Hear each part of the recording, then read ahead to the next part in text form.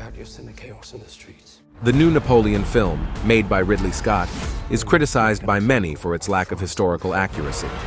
However, for this video, I decided to be fair and present you 5 things Napoleon 2023 got right and wrong.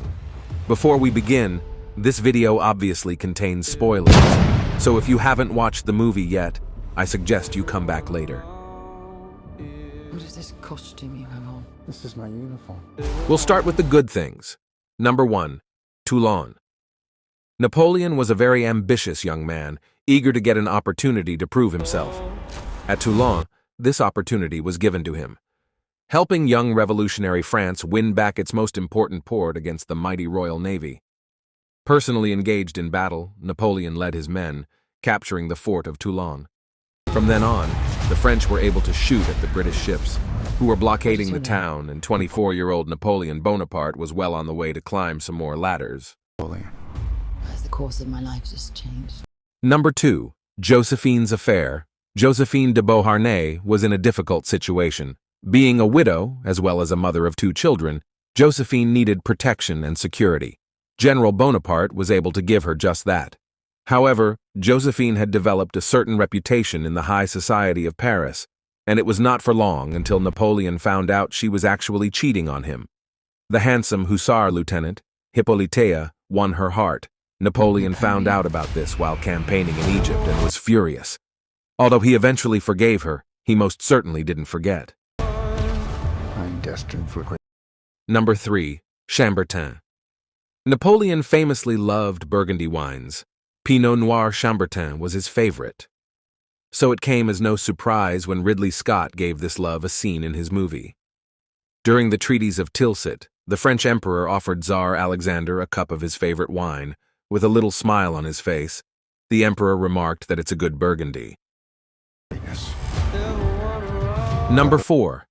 Napoleon's Marshals. After he had restored the old French military rank, Napoleon elected a total of 26 marshals or marechals. In Ridley Scott's movie, we can only see a few of them, but their specific presence is historically accurate in the main battles. For example, we can see Marshal de Vaud at Osterlitz, Marshal Ney at Waterloo, and Napoleon's chief of staff Berthier, standing next to the emperor in Moscow. It's a sword. I suggest you take... Number 5. Uniforms. Having a budget of over $100 million, the opportunity to give the viewers some vivid, old-fashioned Napoleonic uniforms was definitely given. And for the most part, the movie successfully showed us the characteristics and traits of the various nations' uniforms. You are just a tiny little brute that is nothing without me. Now we'll get to the aspects of Napoleon's life that the movie depicted falsely. Number 1. Austerlitz. The Battle of Austerlitz was Napoleon's masterpiece. He only lost 1,500 men directly in the fighting, while inflicting 17,000 dead and wounded on the superior coalition army. Although the depiction of the battle in the movie has its epic moments, it never happened this way. In truth, the Austro-Russian army would send most of its fighting force to the villages Telnitz and Sokolnitz, where they hoped to encircle Napoleon's Grande Armée. Napoleon tricked them into doing this, and used the fog to cover his actual attack on the Pratzen, which was the hill where the coalition had its headquarters. Lastly, there are reports that Napoleon used the artillery to break the ice, however on a much lesser scale than shown. Number 2. Napoleon's divorce in relation to time. The movie gets a little confusing in this point of the story. Napoleon divorces from Josephine way earlier than in real life. We don't get a direct date, but their divorce is shown before Napoleon meets Tsar Alexander at Tilsit, which was in 1807. This is false, as their divorce actually happened in late 1809. This made aspects that happened afterwards a little confusing. But those in power will only see me as a sword. Number 3. Napoleon charging into battle himself at Borodino and Waterloo. Although the French emperor was often close to being hit by a cannonball, at least as emperor, he never got as close to combat as seen in the movie, and he definitely didn't do this at Borodino, where he had everything to lose and nothing to win from a personally led cavalry charge. King. Number 4.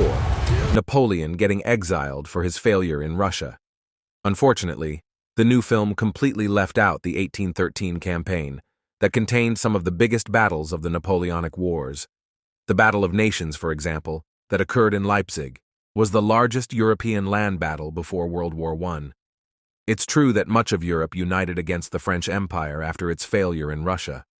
Napoleon was asked by Metternich to make concessions, but was not having it. France didn't give up until 1814, which included 2 more years of bitter fighting. In this time span, Napoleon won some of his most impressive victories against numerically far larger European armies, but eventually had to give up.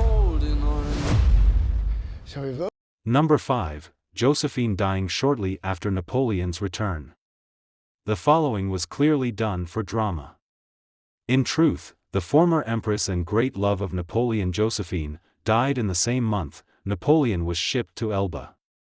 May 1814. This greatly upset Napoleon. He wouldn't leave his room for days. This means when Napoleon landed in Antibes the following year, he knew his great love had been gone for a while now. This greatly differentiates from what we saw in Ridley Scott's film, where Napoleon had to learn of her death, right after taking power again. I could talk about historical accuracies for much longer, but for now, we'll leave it here. This video was a ton of fun to make, and I hope you enjoyed it. If so, then please give it a like and consider subscribing. That I will see you in the next one. You think you're great.